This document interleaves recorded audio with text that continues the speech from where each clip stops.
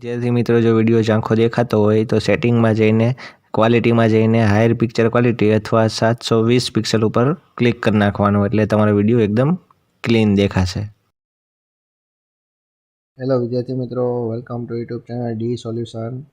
आज आपणे बात करवानी छे धोरण 8 में हिंदी नी आइडियल स्वाध्याय पोथी में सत्र 1 नो 7मो पाठ छे सोच अपनी अपनी। एक वाद विवाद छे आज आपणे जोवानो छे। विडियो गमे तो लाइक करो, शेर करो, कॉमेंट करो और खास तो तमारा बीजा मित्रों ने व्हाट्सएप में जरूर शेर करो जेथी करीने गामडाना छेवाडाना विद्यार्थीओ सुधी आपणो विडियो पहोंची शके ने ए पण भणी शके। अने वधारे विडियो जोवो होय तो प्लेलिस्ट में जईने पण तमे जोई शको छो। चलो हवे आपणे पाठनी शरूआत करीए। सोच अपनी अपनी। चलो एमां पहलो प्रश्न है निम्नांकित चित्र ध्यान से देखकर प्रश्नों के उत्तर लिखिए। चलो त्यां तमने बे चित्रों आप्या छे तो पहला आपणे जोता ज खबर पड़ी जाय के आ चित्र जे छे ए गामडानुं छे, बराबर छे। घर छे, झाड़ छे, नदी छे, अहींया कुंभार काम करे छे, अहींया बाळको नाय छे, अहींया स्त्रीओ कपड़ा धोवे छे, बराबर। आ गामडानुं चित्र छे ने आ सिटीनुं छे। तो सिटीमां जो अहींया बिल्डिंगो छे, रस्ता छे, वाहनो छे, वृक्षो छे ने बे लोको अहींया ऊभा छे।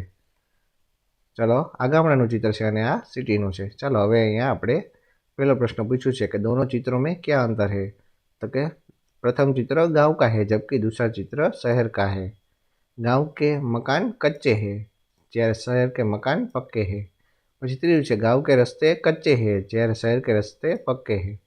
पछी गांव में वाहन नहीं दिखाई दे रहे, शहर में वाहन दिखाई दे रहे। शहर में बड़ी बड़ी इमारतें हैं जबकि गांव में छोटे छोटे मकान हैं।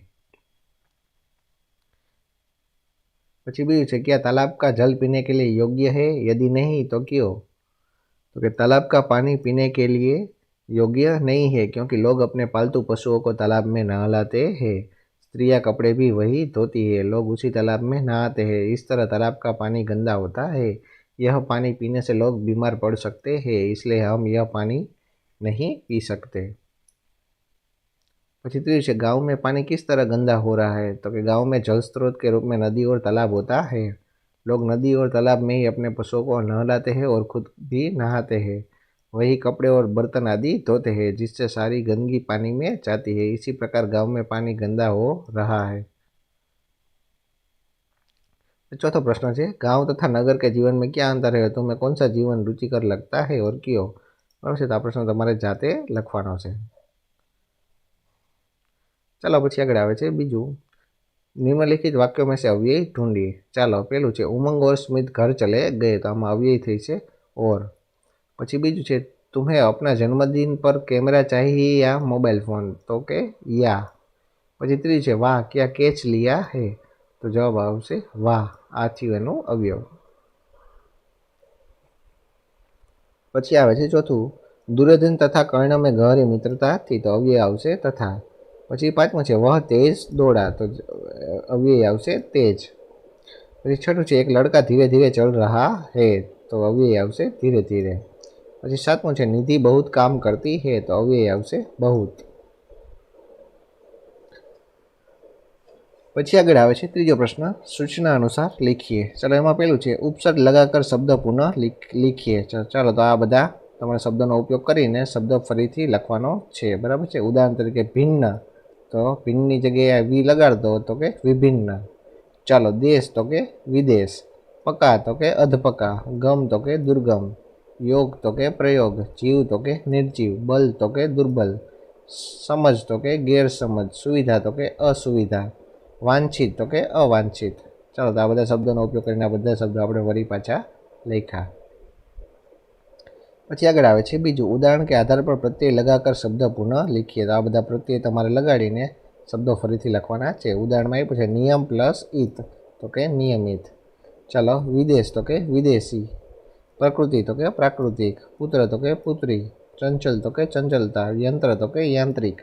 मानव तो के मानवता। लापरवाह तो के लापरवाही। हंस तो के हसी।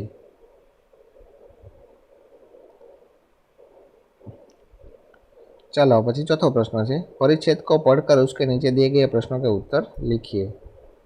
चलो तो अहींया तमने एक आखो कटिंग आप्युं छे, एमां तमने कंईक गैलेक्सी विषे कंईक आप्युं छे, बराबर छे। तो आ तमारे વાંચીવાનું છે શાંતિથી અને એના ઉપરથી નીચે પ્રશ્નોના જવાબ તમારે આપવાના છે, તો એકવાર વાંચી લેજો.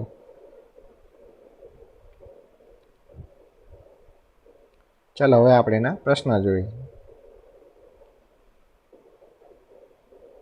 तो क्या अंतरिक्ष की किस घटना से वैज्ञानिक उत्साहित है? तो क्या हमारी पृथ्वी से 424 प्रकाश वर्ष दूर गर्म गर्दो गुब्बारों के बीच धरती जैसा एक ग्रह आकार ग्रहण कर रहा है. अंतरिक्ष की इस घटना से वैज्ञानिक उत्साहित है.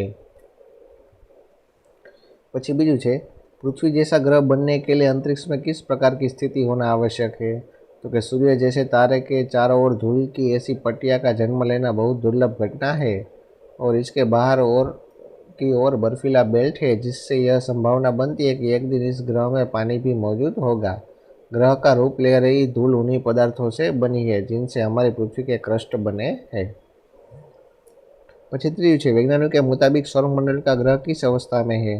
तो कि वैज्ञानिकों के मुताबिक सौरमंडल का ग्रह अभी मुश्किल से किशोरावस्था में है. પછી ચોથું છે, अप्लाइड फिजिक्स यूनिवर्सिटी के मुखिया कौन है? तो कि अप्लाइड फिजिक्स यूनिवर्सिटी के मुखिया में केरी शिष्य है. પછી પાંચમું છે, दुर्लभ ब्रह्मांडीय घटना की तस्वीरें किसने उतारी है? तो कि दुर्लभ ब्रह्मांडीय घटना की तस्वीरें नासा के स्पिट्जर स्पेस टेलीस्कोप ने उतारी है. પછી छठું છે, नए ग्रह को पृथ्वी जैसा रूप ग्रहण करने में कितना समय लग सकता है?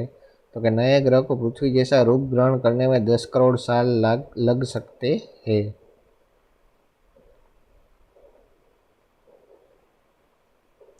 ચાલો પછી પાંચમો પ્રશ્ન છે, ઉચિત જોડે મિલાય. ચાલો અને તમારે બ સાથે જોડવાના છે. ચાલો એમાં પેલું છે 424 પ્રકાશ વર્ષ, તો જવાબ આવશે બી, પૃથ્વી से नए ग्रह की दूरी.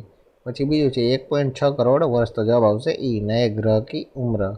પછી ત્રીજું છે 10 કરોડ વર્ષ, તો જવાબ આવશે ડી, पूर्ण ग्रह बनने में लगने वाला समय. પછી ચોથું છે स्पिट्जर स्पेस, તો જવાબ આવશે એ, नासा का टेलीस्कोप. પછી પાંચમું છે કેરી શિષ્ય, તો જવાબ આવશે સી, વૈજ્ઞાનિક. ચાલો પછી છઠ્ઠું છે લેખન કાર્ય. ચાલો એમાં પહેલું છે, निम्नलिखित ढांचे के आधार पर विज्ञान वरदान या अभिशाप, इस पर अपने विचार लिखिए.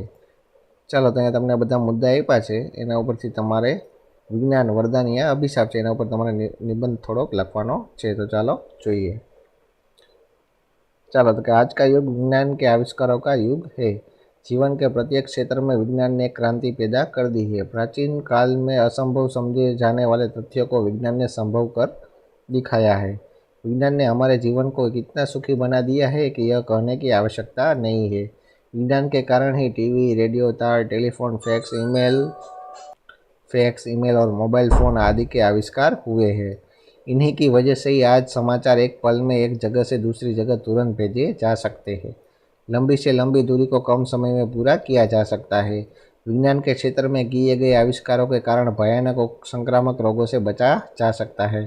चिकित्सा के क्षेत्र में कई संशोधन हुए हैं. विज्ञान ने जहाँ मनुष्य का जीवन सभ्य और सहज बनाया है, वहीं पर बंदूकों, बम्बों, मिसाइल और जहरीली गैसों की वजह से मनुष्य के जीवन को भारी नुकसान भी पहुँचाए हैं. प्रदूषण में भी वृद्धि हुई है और वायुमंडल के ओजोन मंडल को भी बहुत नुकसान पहुंचा है. ग्लोबल वार्मिंग की वजह से पृथ्वी का तापमान बढ़ रहा है. इसी प्रकार विज्ञान का एक पक्ष वरदान है तो दूसरा पक्ष अभिशाप भी है. चलो પછી બીજો પ્રશ્ન આવે છે,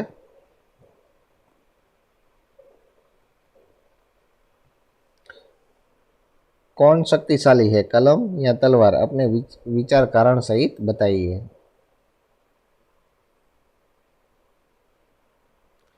तो कि कलम और तलवार में सबसे ज़्यादा शक्तिशाली कलम है.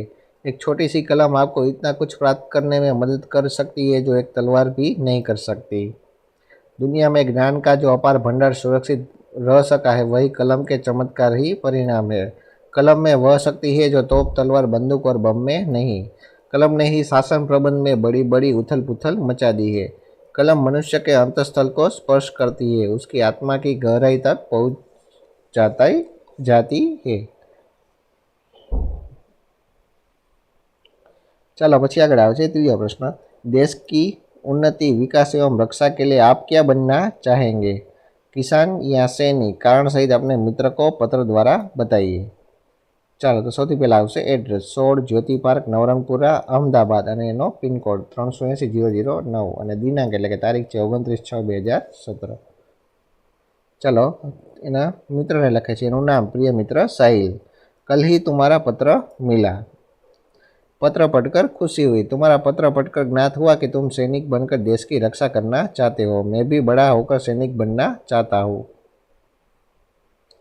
सैनिक हमारे देश के सबसे बड़े रक्षक है. देश की उन्नति, विकास एवं रक्षा के लिए सैनिक को कठिन प्रशिक्षण लेना पड़ता है. विविध शस्त्र चलाना सीखना होता है. सैनिकों के कारण ही दुश्मन इस देश की ओर आंख उठाकर देखने का साहस नहीं करते. हमारे सैनिक हमारी शान है. उन पर सारे देश को गर्व है. सैनिक बनने के लिए मजबूत शरीर होना ज़रूरी है. इसलिए मैं रोज़ व्यायाम करता हूँ. कुश्ती और लाठी के दावपेच भी सीखता हूँ. तुम्हारे माता पिता को मेरा प्रणाम करना. तुम्हारा मित्र अभिषेक. ચાલો તો અહીંયા પત્ર પણ તમારો થઈ ગયો પૂરો ને પાઠ પણ તમારો થઈ ગયો પૂરો. વિડીયો કેવો લાગ્યો તે કોમેન્ટ કરજો અને ખાસ તો તમારા બીજા મિત્રોને વોટ્સઅપમાં જરૂર શેર કરજો, જેથી કરીને ગામડાના છેવાડાના વિદ્યાર્થીઓ સુધી આપણો વિડીયો પહોંચી શકે. ચાલો તો વળી પાછા મળશું નવા વિડીયોમાં. ત્યાં સુધી જોતા રહો આપણી ચેનલ ડી સોલ્યુશન.